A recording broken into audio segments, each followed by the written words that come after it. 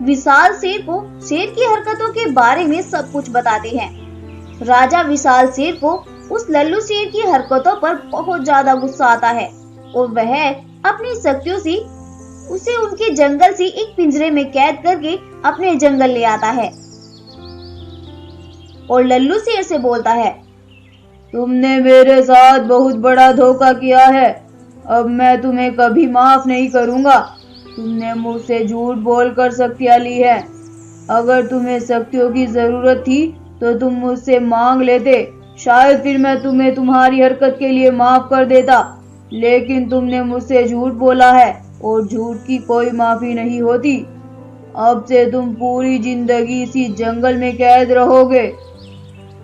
जंगल के सभी जानवर विशाल शेर का फैसला सुनकर अपने जंगल वापस आ जाते हैं और शेरनी को वहां हुई सारी घटना के बारे में बताते हैं। पहले तो शेरनी को बहुत दुख होता है और फिर वह यह सोचकर चुप हो जाती है कि गलत काम करने वाले को एक ना एक दिन सजा तो जरूर मिलनी होती है।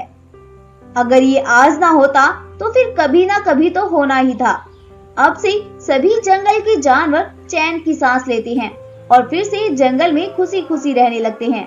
तो दोस्तों, क्या सीखा आपने इस कहानी से? कि झूठ बोलना बहुत बड़ा पाप है जो सजा ना मिलने से खत्म नहीं होता है। झूठ बोलने की सजा एक ना एक दिन मिलनी ही होती है। एक बार की बात है, एक जंगल में बहुत से जानवर बड़े ही खुशी खुशी अपना जीवन बिता रहे थे, क्योंकि उनके जंगल का राजा एक बब्बर नाम का बहुत ही शक्तिशाली सफेद शेर था, जो कि बहुत ही दयालु और रहमदिल था। वह हमेशा ही अपने जंगल के जानवरों की दिलो जान से रक्षा करता था और अपने जंगल के जानवरों का ख्याल रखना अपना कर्तव्य समझता था। उसी जंगल में एक बाघ भी रहता था, जो कि बब्बर शेर से मन ही मन बहुत जलता था और बब्बर शेर को मारकर उस जंगल का राजा बनना चाहता था।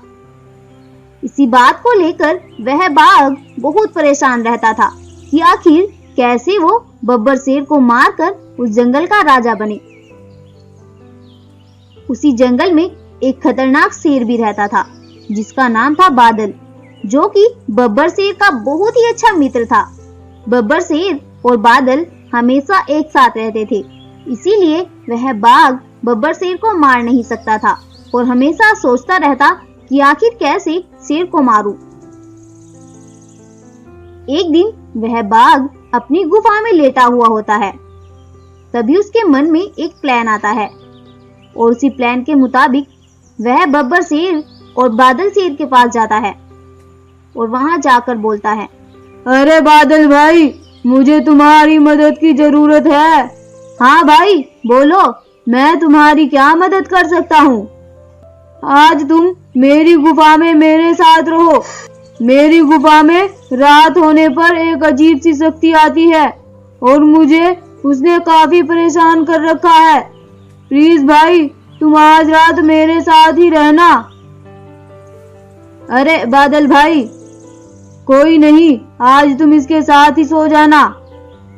अच्छा, ठीक है, मैं रात होने पर तुम्हारे पास आ जाऊंगा। बाघ ये सब उनसे बोलकर वहां से चला जाता है। रात होने पर बादल शेर बाघ के पास जाता है और वो दोनों लेट जाते हैं।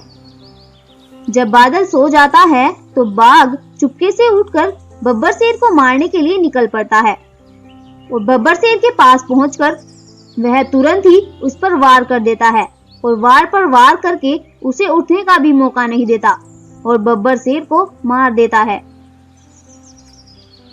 और बाघ वहां से चला जाता है। सुबह होने पर जब बादल शेर बब्बर शेर के पास आता है तो वो देखता है कि उसका दोस्त मरा पड़ा है।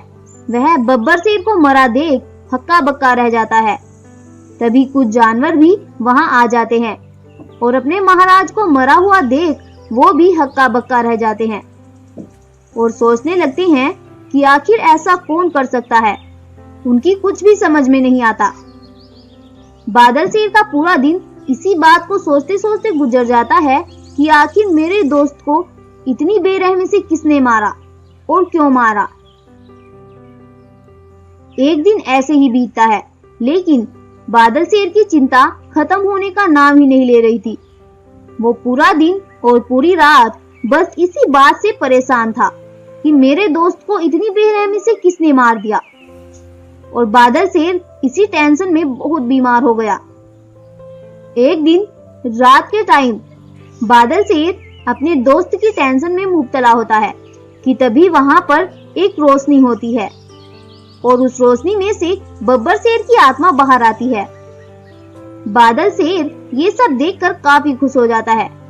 अरे मेरे भाई शेर, तुम आ गए, मैं तुम्हारा ही इंतजार कर रहा था। तभी बब्बर शेर की आत्मा बोलती है, तुम जानना चाहते हो कि मुझे किसने मारा? हाँ भाई, मेरे दोस्त बब्बर, मैं जानना चाहता हूँ कि तुम्हें किसने मारा। प्लीज मुझे बताओ, तुम्हें किसने मारा? मैं उसका हश्र नस्र कर दूंगा। तब वह आत्मा बादल शेर को उस रात में हुई घटना के बारे में सब बताती है। अब बादल शेर सब कुछ समझ जाता है और उसे समझ में आ जाता है।